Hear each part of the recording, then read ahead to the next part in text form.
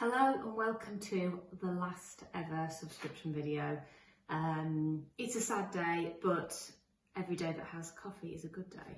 So today we're going to brew this washed Kenyan called Kamwangi. My favourite coffees are in fact washed Kenyan, so I'm excited about this one. So without further ado, let's brew.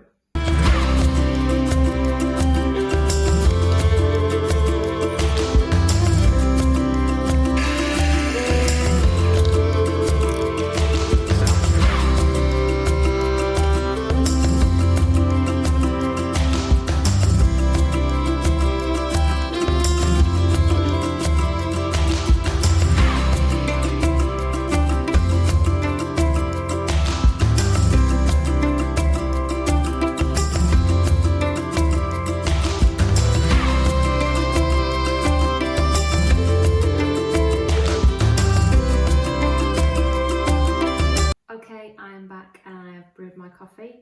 I'm going to give it a little try style actually. Oh, so good. Right, so the final coffee that we have put in the subscription for you, as I said, is a washed Kenyan.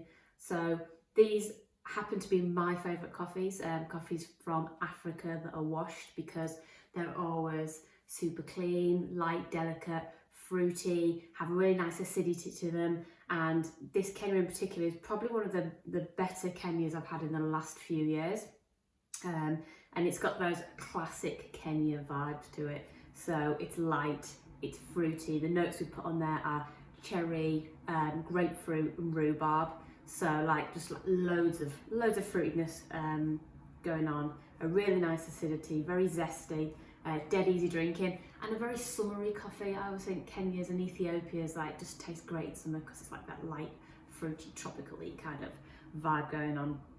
So yes, we purchased this through Dormans, who are a purchasing partner we've been working with for a very long time.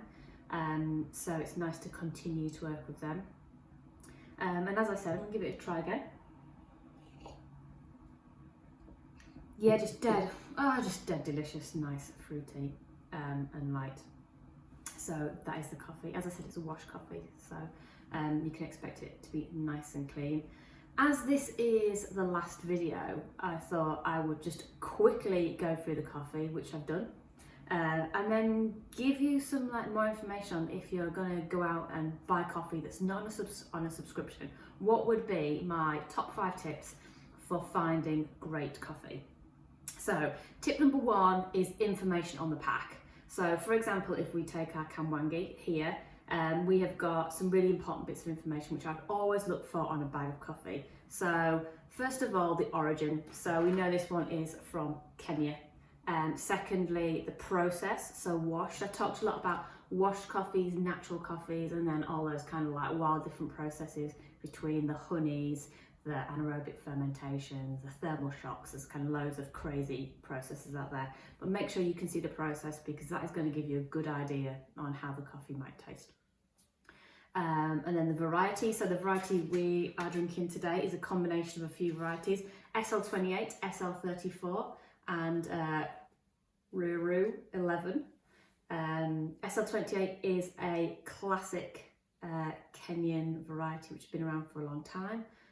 So for example, if I see that, I know I'm probably going to get some of those classic delicious Kenyan vibes.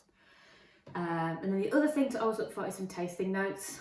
We've got black cherry, grapefruit and rhubarb on here, but usually you'll see kind of 2 or 3 tasting notes on a bag, and that's also going to give you a good idea as to what it might taste like. So yeah, number 1 is look for lots of information about the coffee on the bag.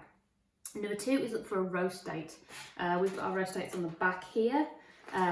You want to make sure it was roasted pretty recently, preferably within the last couple of weeks, and it'll usually have a best before date on there as well. And most specialty coffees say drink within 3 months. The perfect window for drinking your coffee is if it's probably 1 to 2 weeks after roast when you drink it, so it's had a bit of time to rest and degas, and that's when it'll taste really great. Then you probably want to drink that within the next 2 weeks ideally.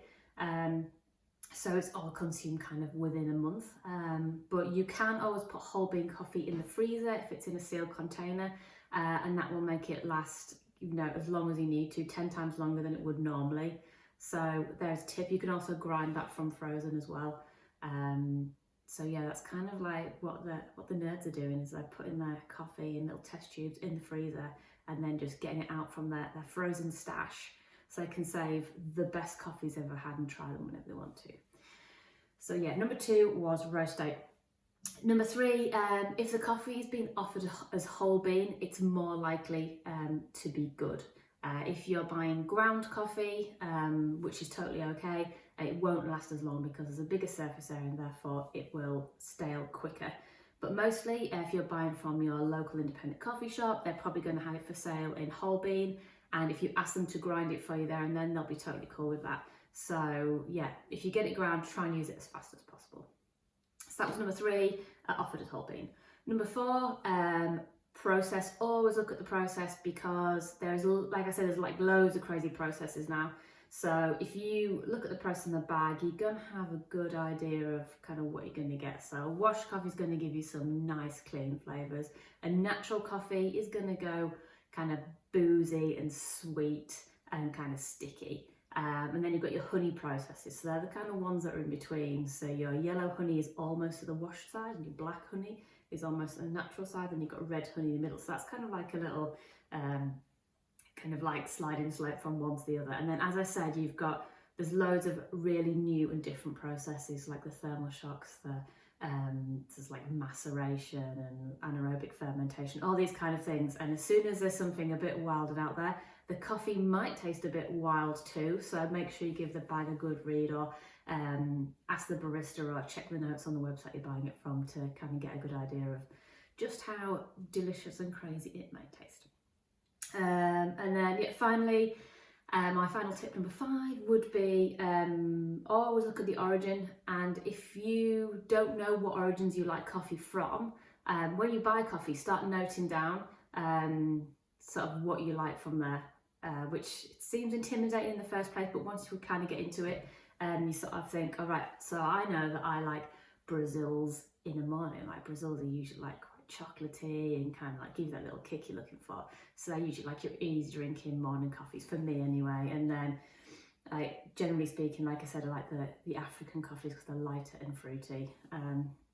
So yes, if you always note down kind of what origin you've bought your coffee from, and you'll kind of start to get into it and sort of learn yourself like the origin, the process, all those things that you really like.